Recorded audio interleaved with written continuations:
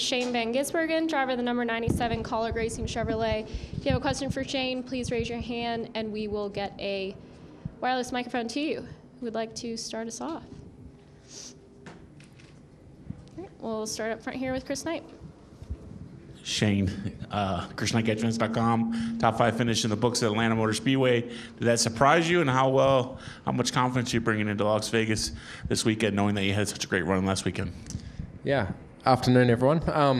It was just an awesome race. Again, learnt a lot, had an adventure up and down the field, but yeah, ran really well with in and amongst everyone, and I think we were on for like a 10th to 12th place anyway, which was great. And then obviously we had a good call with the fuel, and pretty crazy last couple of laps to gain those spots. But yeah, to get a third, a top 5 so early in our run here is really well. So it's a really good feeling. So yeah, but now we got some quite different tracks coming in, and it's going to be a challenge, I think. It looks crazy. We went for a walk out there before, and just the wind is how that's going to affect it. You know, like I've felt wind in race cars before, but not at these speeds. I'm not sure what it's going to be like and how it's going to affect each end of it. So just got to get out there and feel it. But at how fast the cars are going into turn 1, that's going to be eye-opening, I think. No worries. Okay. Come over here, Pat. Mark Garrow, Performance Racing Network.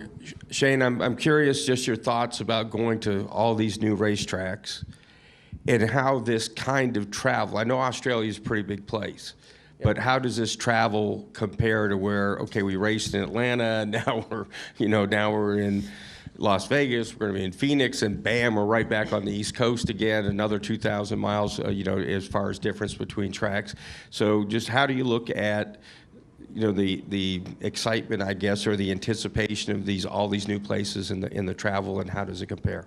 Yeah, I guess the distance is pretty similar to Australia, the countryside, but it's just every week, and the weeks are a lot shorter here. You know, we would normally fly out to a race on Tuesday or Wednesday and then not come home till the Monday. So it was quite weird flying out Friday night or Friday morning, and then I was home the next night after my race. The weekends are so condensed, and then during the weeks, you have your 1 or 2 days debriefing, thinking about it, and then instantly you're thinking about the next race. It's the routine of it is very, very different, but it's something that I'm enjoying. It's just you're constantly thinking about race cars, and it's it's pretty cool so far. But we're back and forth all the time. I'll go back to Charlotte next week, and then come back out this side again next week. So, and then the week after that, I'll go back to New Zealand. So, a bit going on.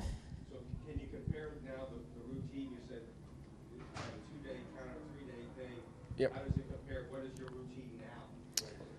Yeah, well, normally would be 2 or 3 weeks between race weekends and supercars, so I was trying to drive as much other things as I can, but pretty much I know what I'm doing every day until November now. Like, it's pretty awesome to have my schedule filled up and have a routine of something is probably what I'm enjoying the most.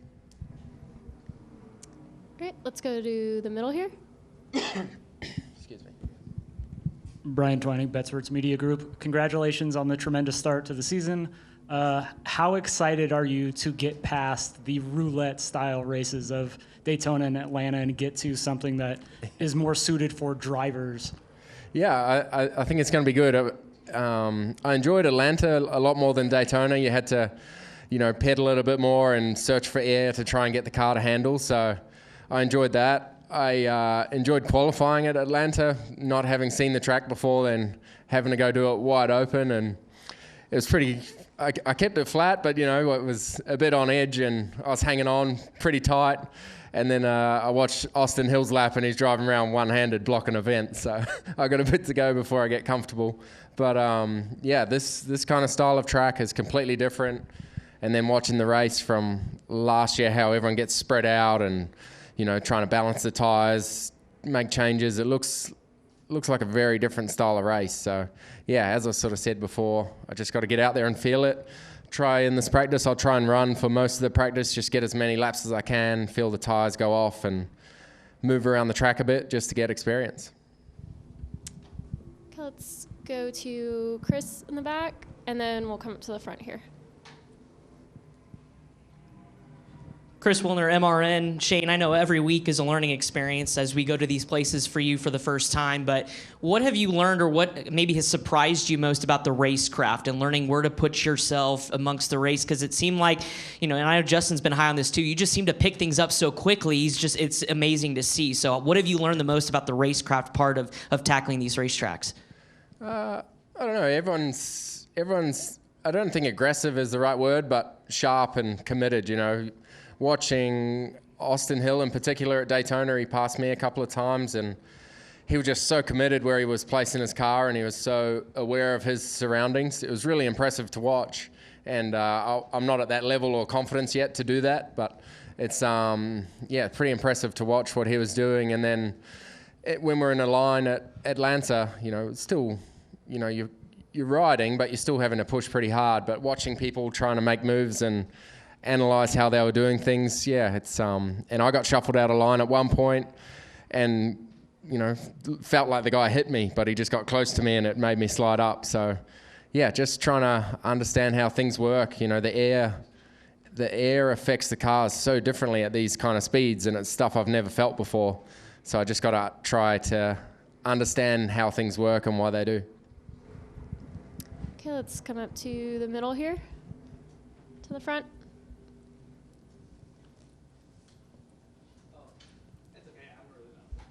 Oh, she's bringing a mic to you. Jay with Channel 3, NBC locally here.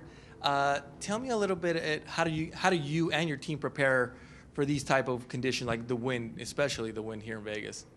Yeah, I guess it's something you can't really prepare for, obviously, but it's going to change how they feel. At one end, you're probably going to be quite good with the more downforce from the wind at that end, and then at 3 and 4, it's going to be trying to push you up the hill. So it's just something you got to be prepared for and keep up to date with it, and keep watching the flags, getting reports from the team how windy it's going to be or how much it's going to change for qualifying. But the biggest thing, you want it to be consistent, so it's the same all the time. So hopefully in qualifying it's similar for everyone, or it dies down for me maybe. I don't know. I haven't been out there yet. Yeah. Dominic Laval, UNLV Rebel Report. SVG, is this your first time in Las Vegas? And if it is, can you kind of detail to everyone about what your first impressions of the city are? There's no grass. I like, grass and being on a farm and stuff. So I feel like I'm a long way from home, but it's pretty cool. It's a cool place to see. I've never been here before, but just seeing all the massive buildings and the atmosphere, and actually it was weird in the hotel. Obviously the rugby league tournament's here, so I recognize a lot of accents, and actually some people recognize me, which was pretty cool. But it's not my kind of place, but it's nice. Then what'd you make of the slot machines at the airport, stepping off the plane? Yeah, no, we didn't go through there, but just leaving the hotel this morning, I can't believe how busy it was at 10 a.m., just people gambling. So, it's won't be me. Yeah. Switch you over here. Hero Guerra, UNLV Rebel Report. SVG, when you got the call to run at the Chicago Street Course last year, did you expect it to unfold in what it has now? I mean, obviously you're running full-time now in the Xfinity Series. The fans are starting to love you more. So what did you make of all of that?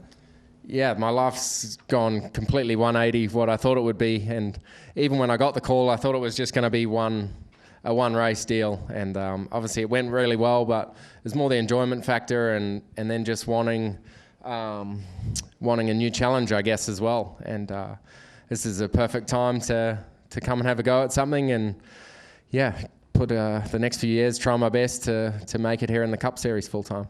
Speaking of new challenges, you're about to run at Las Vegas, but is there another track that you haven't visited yet that you're really eager to go try out for the first time? Yeah, I said before, probably the Texas and Darlington type tracks. Everyone says those are the most difficult, and thankfully they're a few races away. But give me more time to get comfortable. But those tough places are, that's where I want to challenge myself and, see what they're like. All right, we'll come up here to Jim Utter. Jim Utter, motorsport.com. This is sort of a related question. You came in with a lot of unknowns. One of them was super speedway racing. Obviously, you got 2 weeks of that. So are there other areas that you're looking? You talked about challenging yourself. Are there some that you just looking forward to more than others that are coming up? Yeah, well, this type of track is, I guess, the standard NASCAR race or NASCAR style of track. So this will be the first time today I've felt the car with full power, and they look like they drive completely different at the super speedway type of tracks it just looks like they're sliding on edge the whole time. So that's something I got to try and get all 4 tires feeling the same and sliding the same, and that's going to take some time. I don't think I'll be able to run straight up front at tracks like this. I think this is where the style of track where it's going to take time to get better and adapt to. So yeah, even though we had a great result last week, I'm not putting in any pressure on myself or the team to get the same again. We're pretty much starting again. We got to build up and keep the expectations in check and just do the best we can and improve and learn something every week. Any final questions? All right, Shane, thanks for joining us. Thank Good you. luck this weekend.